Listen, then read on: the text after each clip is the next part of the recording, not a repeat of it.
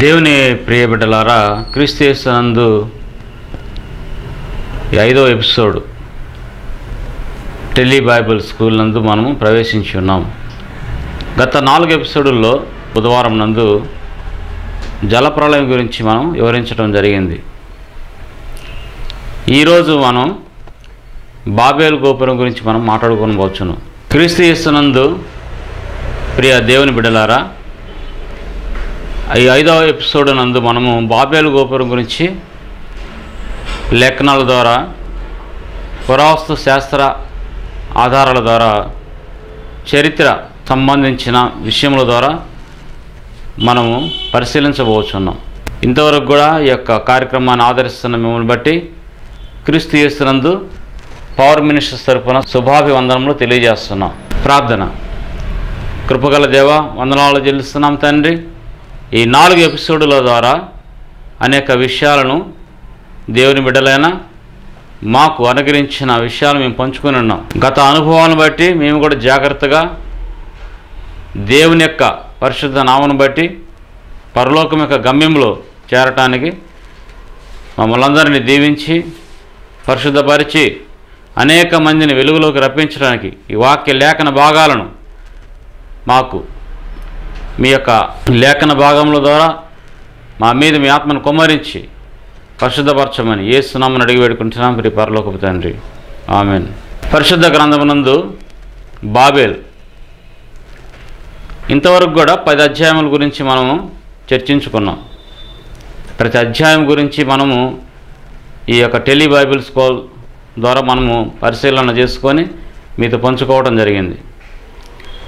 ఈ బాబేల్ గోపురం గురించి ప్రస్తావించేటప్పుడు ఎవరి బాబేల్ గోపురానికి కర్త, కర్మ, క్రియ? ఈ బాబేల్ గోపురంకి కర్త, కర్మ, క్రియ నిమ్రోద్. ఇతను పరాక్రమ గల వేటగాడుగా లేఖనాలు తెలియజేస్తున్నాయి. మొదటగా ఈ మహానగరము కట్టడము ఎవరు నిర్మించారు? హానోకు కలిగినప్పుడు తన కుమారుని పేరు మీద ఒక నగరం కట్టినట్టుగా పరిశుద్ధ గ్రంథంలో మనం చూస్తున్నాం. ఇది కూడా మహానగరం. బాబేలు గోపురం అనేది ఒక మహాపట్టణంగా ఉంది. అయితే ఈ బాబేలు గోపురం ఉద్దేశం ఏమిటి? బాబ్ ఏల్ అంటే పరలోకానికి మార్గం. దేవుడు, ఏల్ అంటే దేవుడు. దేవుని యొక్క మార్గము మేము కనుగొన్నాము. దేవునితో మాకు సంబంధం లేదు, మేమే దేవుడంతటి వాళ్ళము, దేవునికి అవసరత మాకు లేదు అనే ఉద్దేశమే బాబేలు గోపురం. బాబేలు గోపురంలో భాషలు తారుమారు అయినట్టుగా మనం తెలుసు. ఈ భాషలు తారుమారు అయినట్టుగా మనం అందరికీ తెలుసు. చిన్నప్పటి నుంచి ఈ విషయం వింటున్నాం. ఈ బాబేలు యొక్క శాపము అంటే వీరందరూ చెల్లాచెదరై, ప్రపంచమంతా చెల్లాచెదరై ఎక్కడికంటే అక్కడికి. ఇక్కడ గమనించవలసిన విషయం ఏమిటంటే ఈ శాపం ఇప్పుడు దాకా ఉన్నది. ఆ భాషలు తారుమారై అంతకుముందు ఎలాగుంది చదువుతాం. 11వ అధ్యాయం 1వ వచనం. భూమి అందంతటా ఒక్క భాషయు ఒక్క పలుకును ఉండెను. భూమి అంతా ఒక్క భాషయు ఒక్క పలుకును ఉండెను. ఈ బాబేలు గోపురం అప్పుడు దేవుడు వారిని శపించాడు. వాళ్ళు చల్లా చెదరైపోయినట్టు మనం చూస్తున్నాం. మరి చల్లా చెదరైనటువంటి ఈ జనాంగము వివిధ భాషలు మాట్లాడుతున్నారు. వారికి అర్థం కావట్లా. అర్థం కాక వాళ్ళ భాషలు వాళ్ళు తెలుసుకొని లోపల జనాంగాలు ఏర్పడ్డారు. ఒక భాష అర్థం అవడానికి వాళ్ళు ఎంతో ప్రయాసపడి ఉంటారు. అలాగా 72 జాతులుగా, జనాంగంగా విడిపోయినట్టుగా 10వ అధ్యాయం ద్వారా ఆ యొక్క జాతుల గురించి మనం తెలుసుకోవచ్చు. మరి జనాంగం ఇలాగుంటే ఈ బాబేలు గోపురం యొక్క శాపం ఇప్పుడు దాకా ఉన్నది ఎవరైనా చెప్పగలుగుతారా? ఇప్పుడు కూడా కొనసాగుతుంది. మీకు ఆ పాయింట్ ఎక్కడన్నా మీకు వచ్చిందో లేదో తెలియదు, కానీ బాబేలు గోపురం యొక్క శాపము ఇప్పుడు కూడా కొనసాగుతుంది. ఎందుకని? అమెరికా భాష మనకు తెలీదు, మన భాష లండన్ వాళ్ళకి తెలీదు, జపాన్ భాష మనకు తెలీదు, ఆంధ్రప్రదేశ్ భాష కర్ణాటకలో తెలియదు, కర్ణాటక భాష తమిళనాడులోకి తెలియదు. దీన్నే బాబేల్ శాపం అంటారు. మరి దేవుని యొక్క ఉద్దేశం ఏంటి? ఒకే భాష, ఒకే పలుకు. ఇది ఎప్పుడు కొనసాగుతుంది?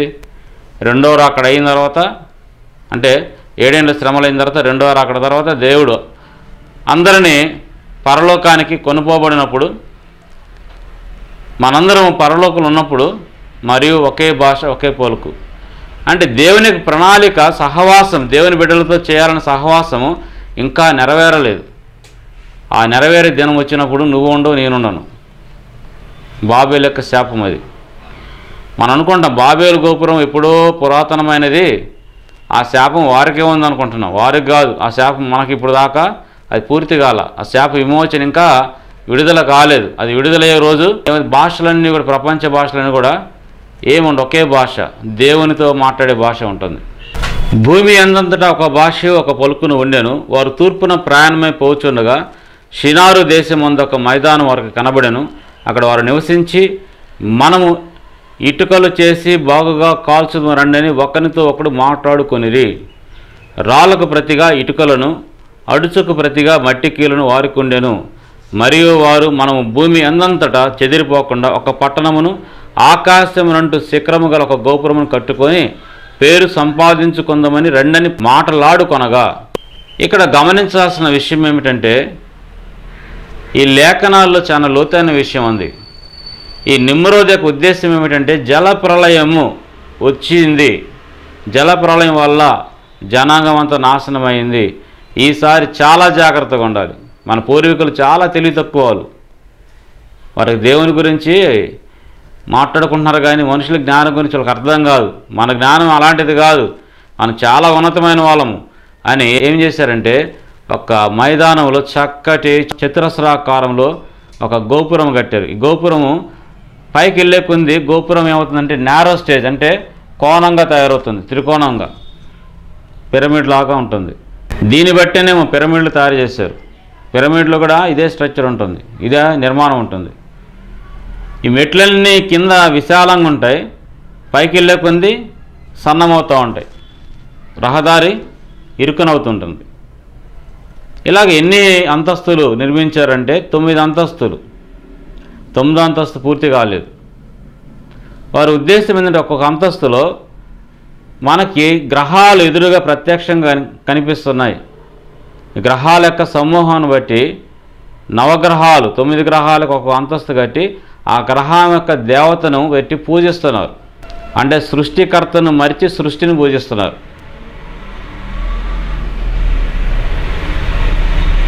విధంగా 9 అంతస్తులు నిర్మించిన తర్వాత ఆ యొక్క మెట్లు బయట నుంచి ఒక వృత్తాకారంగా పైకి ఇలాగా సర్కిల్, ఒక స్ప్రింగ్ లాగా మెట్లు దా యొక్క గోపురం చుట్టూ కట్టుకున్నారు.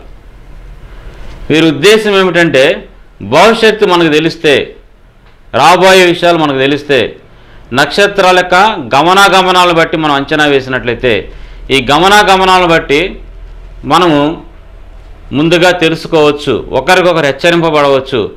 ఆ విధంగా మనము ఆ జలప్రళయం నుంచి తప్పించుకోవడం కూడా ఒక అవకాశం. ఎత్తైన గోపురం, ఆకాశము అంటే అంతటి ఎత్తుకున్నటువంటి ఈ గోపురం మీద మనం నివసించినట్లయితే ఎలాంటి ఆపద విపత్తు వచ్చినా కానీ, వచ్చే విపత్తు అంతా జలప్రళయం లాంటివే.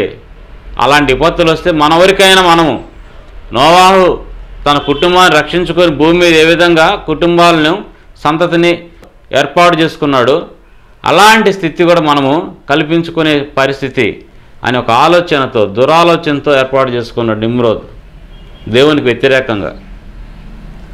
ఇలాంటి దురాలోచనతో ఏర్పాటు చేసుకున్న ఈ యొక్క నిర్మాణము శైలి 9 అంతస్తుల ద్వారా ఏమి తెలుసుకున్నారంటే, హస్త సాముద్రికం, సంఖ్యాశాస్త్రము, జ్యోతిష్ శాస్త్రము, రకరకాల ఇలాంటి శాస్త్రాలని ఇక్కడి నుంచి ప్రపంచానికి కొనసాగబడని.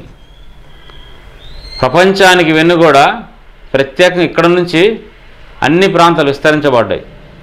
మానవుడు అప్పటి నుంచి దేవుని గురించి విచారం చేయకుండా తన భవిష్యత్తు గురించి తాను విచారం చేసుకుంటున్నాడు. ఆయన ఉద్దేశం ఏంటంటే, పరలోకానికి దారి నీకై నువ్వు గురించి నువ్వు తెలుసుకుంటే నువ్వే దేవుడైపోతావు. దేవుడు మనకు అక్కర్లేదు. ఎందుకని దేవుని గురించి మనకు ఆలోచన? భవిష్యత్తు గురించి ఏంటని తెలుసుకోవడం కదా దేవుడు. కాబట్టి భవిష్యత్తు ఏదో మనమే తెలుసుకుంటే మనమే దేవుళ్ళు అయిపోతాం. ఇదే ఆయన ఆలోచన. ఇలాంటి ఆలోచనతో మొదలుపెట్టినట్టు గోపురం అది. అంటే ఎందుకు ఇలా జరుగుతుందంటే అపవాది ప్రతి సమయంలో ఎదురుగా నుంచుంటున్నాడు. మొదట దేవుని యొక్క ఏర్పాటు కాడ ఆదాము దగ్గర ఎదురు నిల్చున్నాడు. మరొకసారి ఆదాము యొక్క కుమారుల దగ్గర ఎదురు నుంచున్నాడు. మొదటి హత్య జరిగింది. ఆ తరువాత జలప్రళయం, ఆ తరువాత బాబేలు గోపురం. ఈ విధంగా అనేక సమయాల్లో అపవాది ఎదురు నుంచుంటున్నాడు. దేవుడికి విరుద్ధంగా నుంచుంటున్నాడు. దేవుడు ఊరుకుంటున్నాడా? సమయం మొదటగా నీకు హెచ్చరిస్తున్నాడు. హెచ్చరించకుండా ఆయన ఏం చేయట్లేదు. ఆ హెచ్చరిక నువ్వు విననప్పుడు ఆయన చేయాల్సిన ప్రణాళిక, ఎందుకంటే ఆయన ఉద్దేశము తన కుమారులు తన సొత్తు నశించపోకూడదు. ఒక్క వ్యక్తి చూస్తున్నాడు, ఆ వ్యక్తి కూడా నశించిపోతే ఇంకా ఆయన ఉద్దేశం సంకల్పం వేరైపోతుంది. కాబట్టి ఆదాము ఒక్కడే నశించిపోతే సంకల్పం వేరైపోతుంది. అందుకని ఆదాముని ఏం చేస్తాడు? రక్షణలో తీసుకొచ్చాడు. కయ్యూను విషయంలో కూడా క్షమాపణ కలిగి కయ్యూనుని కూడా హెచ్చరించాడు. ఆ పిదప కయ్యూను నుంచి జలప్రళయం నోవహు రక్షించబడ్డాడు. ఆ పిదప అబ్రహాము ప్రణాళిక లోతు బట్టి ఆ యొక్క ఊరు నుంచి లోతును బయటికి రప్పించాడు. ఇవన్నీ గమనించినట్టయితే తనకు సొత్తు అయినటువంటి బిడ్డలు ఎక్కడున్నా కానీ, అగాధ జలములు ఉన్నా కానీ వారిని తప్పిస్తున్నాడు దేవుడు. ఒక్కరున్నా కానీ ఆ పట్టణం నుంచి తప్పిస్తున్నాడు. ఏ ఒక్కరున్నా కానీ ఆ పట్టణం నుంచి, ఆ నగరం నుంచి, ఆ ఊరు నుంచి, ఆ ప్రాంతం నుంచి, ఆ సమస్య నుంచి ఆయన దూరపరుస్తున్నాడు.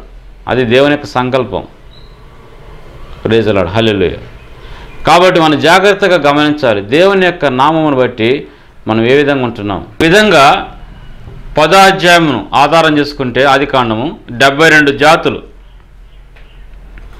జాతుల యొక్క వివరాలు 72 జాతులు, 72 భాషలు ప్రాముఖ్యమైన ప్రపంచం అంతా. ఇప్పటికి కూడా 72 భాషలు, లాంగ్వేజెస్ ఇంపార్టెంట్. కొన్ని లక్షల భాషలు ఉన్నా కానీ ఈ 72 భాషల ప్రపంచం అంతా ఒకటైపోతున్నది. మీరు ట్రేడింగ్ అనే ప్రక్రియ SEBI, reserve bank of India తరఫున సెన్సెక్స్ అని ట్రేడింగ్ జరుగుతుంది మన భారతదేశంలో. బులియన్ మార్కెట్ అని ఇవన్నీ వరల్డ్ వైడ్గా జరిగే ట్రేడింగ్ని ఫారెక్స్ ట్రేడింగ్ అంటారు, ఫారెన్ ఎక్స్చేంజ్ ట్రేడింగ్. ఈ ట్రేడింగ్లో 72 దేశాలు పాల్గొన్నాయి ప్రజెంట్. అమెరికా, లండన్, ఇలాంటి జపాన్, ఒక్కొక్క దేశానికి ఒక్కొక్క కరెన్సీ. ఈ 72 దేశాలు కలిపి ఒక సాఫ్ట్వేర్ కంపెనీ, మెటాట్రేడ్ అనే సాఫ్ట్వేర్ కంపెనీ ఒకటైన. ఇది దీని యొక్క సూచన ప్రకటన గ్రంథంలో రాయబడింది. యెహెజ్కేలు, దానియేలు ఈ ప్రవచన గ్రంథాల్లో చూస్తే వీటి వివరాలు రాయబడ్డాయి. ఈ 72 దేశాలు ఒకటైనప్పుడు ప్రపంచం రాకడానికి, ప్రపంచ యుద్ధానికి సమీపంగా ఉందని ఆ యొక్క ప్రవచనాలు మనం చెప్పవచ్చు. ఈ 72 భాషలు, బాబేలు యొక్క శాపము ఇప్పుడు కొనసాగుతూ ఉంది. ఇక్కడ గమనించాల్సిన విషయం ఏమిటంటే ఒక భాష, జాతి, సంస్కృతి దానికి ఒక లక్షణం ఉంటుంది. ప్రతి జాతికి ఒక లక్షణం, 4 లక్షణాలు ఉంటాయి. భాష, తెగ, మతము, ప్రాంతం. భాష, తెగ, మతము, ప్రాంతం. ఒక భాష ఒక మతం మీద, ఆ ప్రాంతం మీద, తెగ మీద ఆధారపడి ఉంటుంది. ఈ 4 మీద సంస్కృతి, సివిలైజేషన్, నాగరికత ఆధారపడి ఉంటుంది. మన భారతదేశంలో అనేక జాతులు ఉన్నాయి. 4635 జాతులు ఉన్నట్టుగా గవర్నమెంట్ ఆఫ్ ఇండియా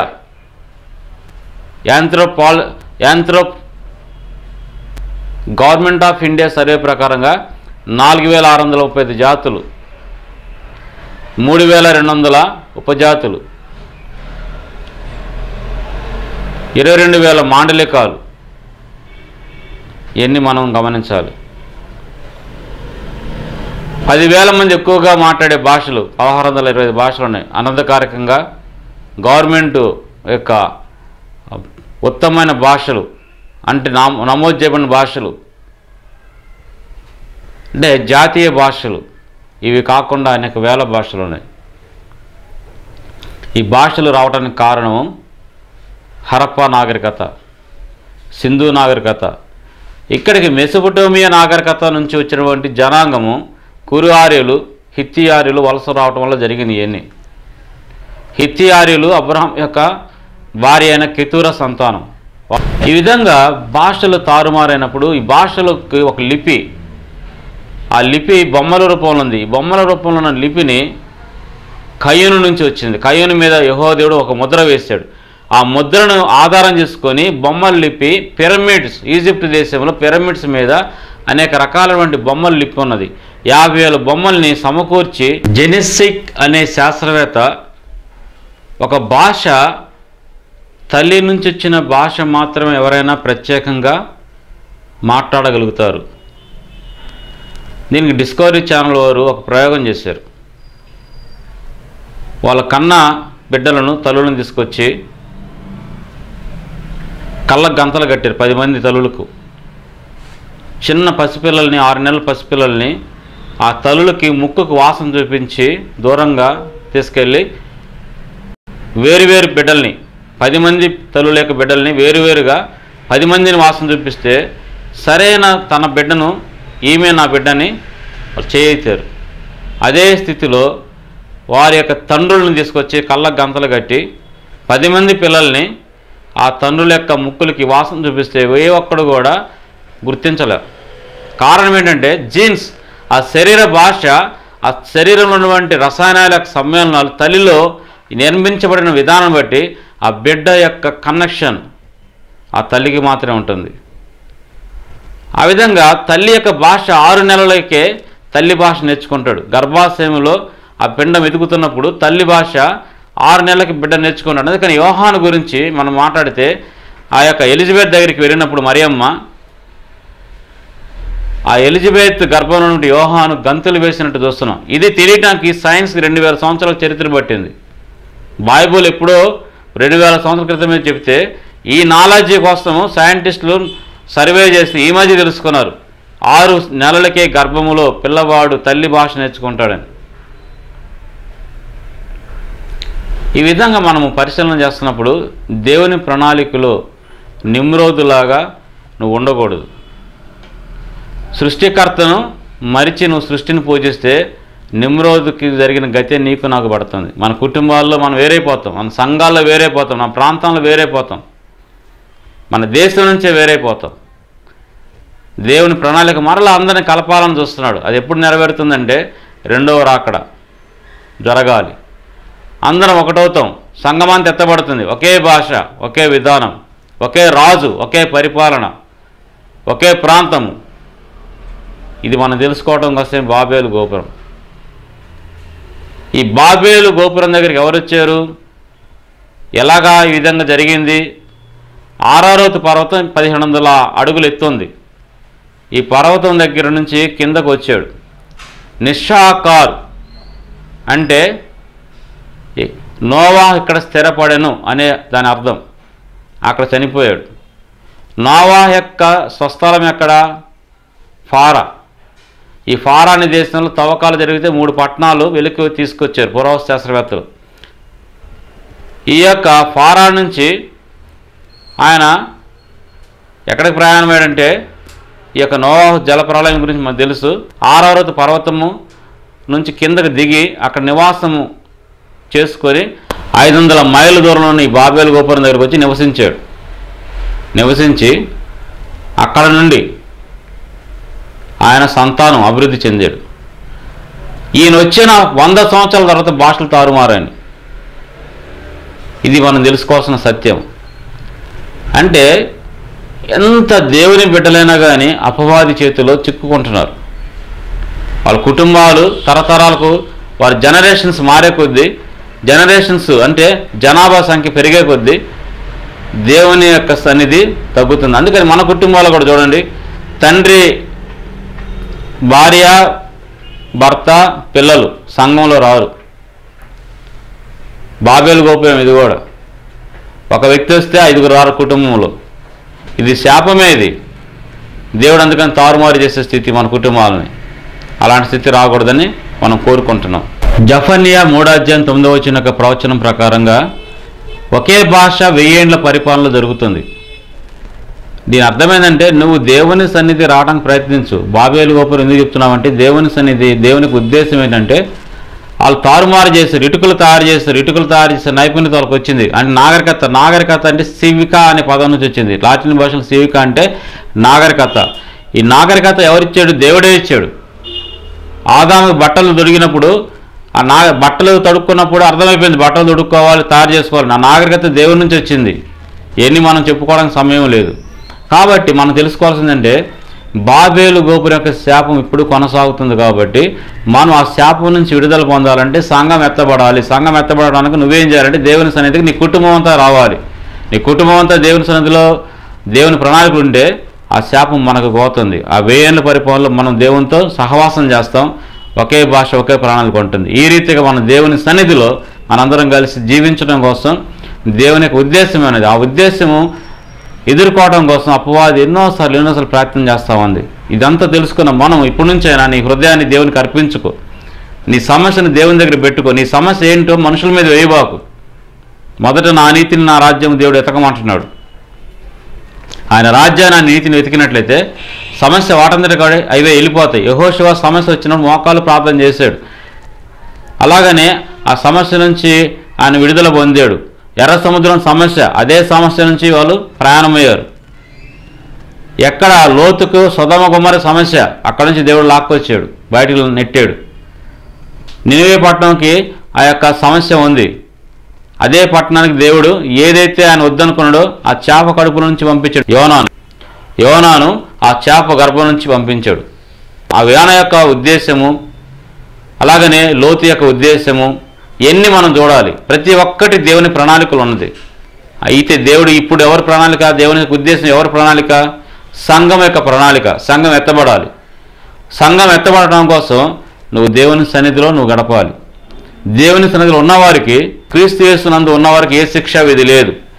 క్రీస్తు యేసునందు ఉన్నవారికి ఏ శిక్షా విధి లేదు. అలాగనే హృదయశుద్ధి గలవారు దేవుని చూచెదరు. చాలా సింపుల్ ఆన్సర్. నీ హృదయాన్ని దేవునికి అర్పించుకొని ఈ లోకం యొక్క విషయాలను కూడా బయటకు నెట్టేసే. ఆటోమేటిక్గా నువ్వు దేవుని చూస్తావు, దేవుని దర్శనంతో నువ్వు ఉంటావు. సంఘము ఎత్తబడినప్పుడు నువ్వు కూడా సంఘంలో ఉంటావు. అప్పుడు ఒకే భాష మనం అందరం కలిసి మాట్లాడుకునే అవకాశం ఉంటుంది. Praise the Lord. హల్లెలూయా. ప్రార్థన చేసుకుందాం. మహోన్నతుడా, కృపగల దేవా, వందనాలు చెల్లిస్తున్నాం. బాబేలు యొక్క శాపం ఇప్పుడు కొనసాగుతుంది. ఇది ఎవరికి అర్థం కావటం లేదు. ఈ శాపం నుంచి మనం విడుదల చేసి రెండవ రాకడలో సంఘం ఎత్తబడినప్పుడు 1000 ఏళ్ల పరిపాలనలో మేమందరం కలిసి జీవించే మహాభాగ్యం, కృప మాకు అనుగ్రహించమని, ఈ శాపాన్ని పోగొట్టుకున్న కొరకు మమ్మల్ని అందరం దీవించి ప్రతి సంఘాన్ని మీరు అభివృద్ధిలోకి నడిపించమని, యవ్వన ప్రాయంలో ఉన్న బిడ్డలను, వృద్ధాప్యంలో ఉన్న వారిని, ప్రతి ఒక్కరిని పేరు పేరున సంఘ కాపరులను అందరినీ, లోకంలో సమస్త జనాంగాన్ని మీరు ప్రేమించున్నారు. వీరందరూ వెలుగులో రప్పించి నడిపించి బలపరచమని, ఆశీర్వదించమని యేసు నామమున అడిగి వేడుకుంటున్నాం ప్రియ పరలోకపు తండ్రి. ఆమేన్. దేవుని ప్రియ బిడ్డలారా, గత వారము హైదరాబాద్ నగరంలో మల్కాజిగిరి ప్రాంతంలో 14 సంఘాల యొక్క యవనస్తులు ఈత్ రిట్రీట్లో పాల్గొని దేవునికి మహిమార్థమై 180 మంది దాకా పాల్గొని 150 మంది యవనస్తులు పాల్గొని దేవునికి బలమైన సాధనాలుగా మారి ఉన్నారు. మరి ఈ ప్రాంతంలో కూడా యవనస్తులకు ప్రత్యేకమైన కార్యక్రమములు ఏర్పాటు చేయాలంటే మీరు మమ్మల్ని ఈ ఫోన్ నెంబర్లతో సంప్రదించండి. ఈ ప్రాంతంలో కూడా మేము అనేక కార్యక్రమాలు సంఘ కాపరులకు, స్త్రీలకు, యవనస్తులకు, చిన్నపిల్లలకు ప్రత్యేక బైబిల్ శిక్షణ తరగతులను నిర్వహించి వారిని బలమైన సాధనాలుగా తయారు చేయాలనుకుంటున్నాం. కాబట్టి మీరందరూ సహకరించి ఈ కార్యక్రమానికి మీ సహాయ సహకారములు అందించగలరని ప్రభు యేసుక్రీస్తు నామమున మిమ్మల్ని కోరి ప్రార్థిస్తున్నాను. హల్లెలూయా, హల్లెలూయా, ఆమేన్.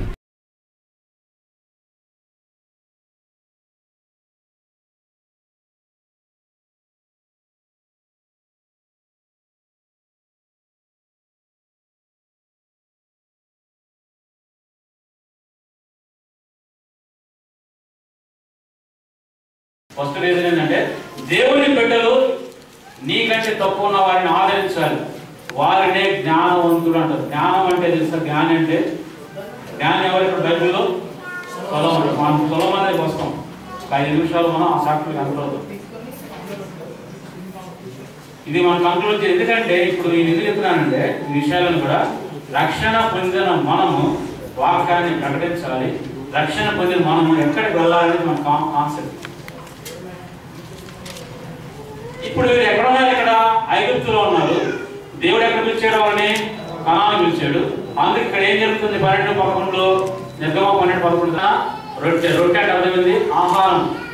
నీకు ఆహారం భోజనం తిన్నాము, భోజనం చేసేందుకు 3 రోజులు మీకు ఇక్కడ మీరు అటెండ్ అయ్యారు మీటింగ్కి. ఈరోజు మధ్యాహ్నం మీరు లంచ్ చేశారు. 3 days దాకా భోజనం పెట్టొద్దని మీ ఇంటికి ఫోన్ చేశాం. ఏమైంది? 4 రోజులు హాస్పిటల్లో ఉంటారు. అవునా కదా? అంటే శరీరానికి బలం.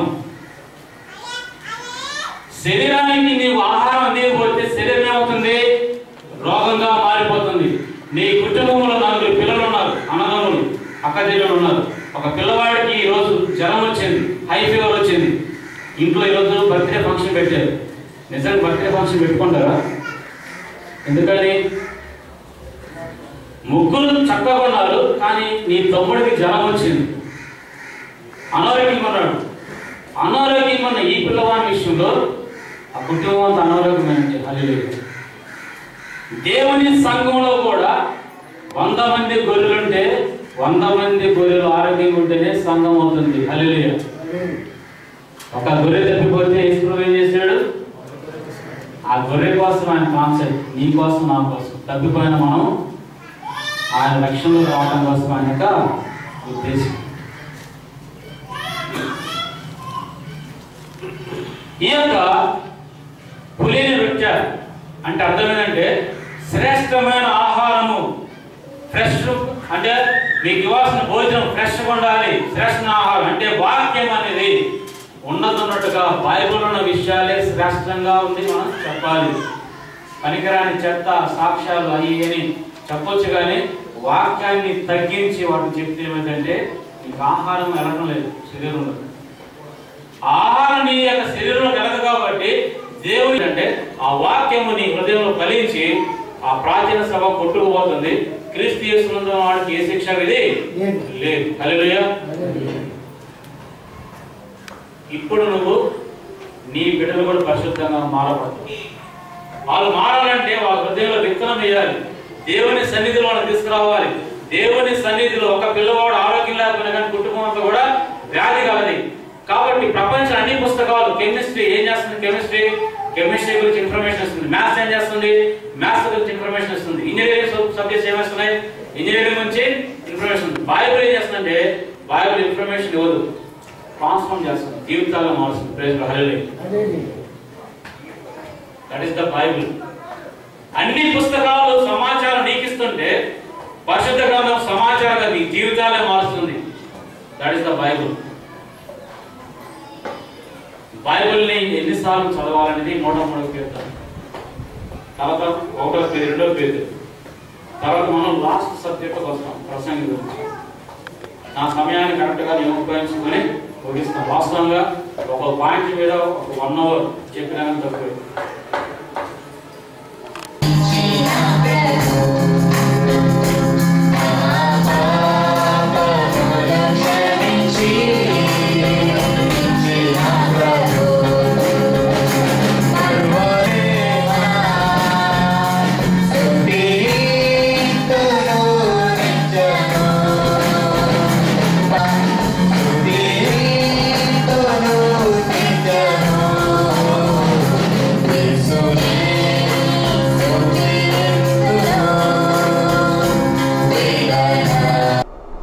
మా నెంబర్ 8464090466. మా మరొక నంబరు 7893545504.